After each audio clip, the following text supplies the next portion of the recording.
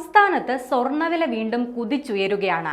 കഴിഞ്ഞ കുറച്ച് ദിവസങ്ങളിൽ സ്വർണ്ണവിലയിൽ വലിയ ഇടിവ് രേഖപ്പെടുത്തിയിരുന്നു. അതിന് പിന്നാലെ തുടർച്ചയായി ഓരോ ദിവസവും സ്വർണ്ണവിലയിൽ ഉയർച്ചയാണ് വിപണിയിലുണ്ടാകുന്നത്.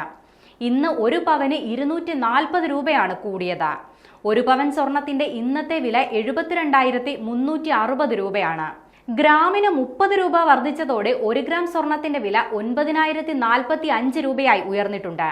കഴിഞ്ഞ ഏപ്രിൽ 22-ാം തീയതി രേഖപ്പെടുത്തിയ 74,320 എന്ന റെക്കോർഡ് ഉയരത്തിൽ നിന്ന് ദിവസങ്ങളുടെ വ്യത്യാസത്തിൽ 4,000 രൂപയാണ് താഴ്ന്നത്.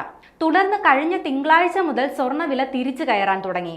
എന്നാൽ വ്യാഴാഴ്ചയോടെ 73,000-ന് മുകളിലേക്ക് ഉയർന്ന സ്വർണ്ണവില ഉച്ചയോടെ ഇടിയുന്നതാണ് കണ്ടത്. പിന്നീട് ഒറ്റയടിക്ക് 1,000-ലധികം രൂപയാണ് കുറഞ്ഞത്. എന്നാൽ ഇന്നലെ വീണ്ടും ഉയർന്ന സ്വർണ്ണവില ഇന്ന് വീണ്ടും കൂടുകയായിരുന്നു.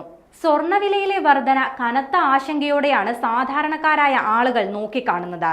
വിവാഹത്തിനും മറ്റുമായി വലിയ തോതിൽ സ്വർണം വാങ്ങേണ്ടി വരുന്നവർക്ക് ഈ വില വർധന കനത്ത തിരിച്ചടിയാണ്.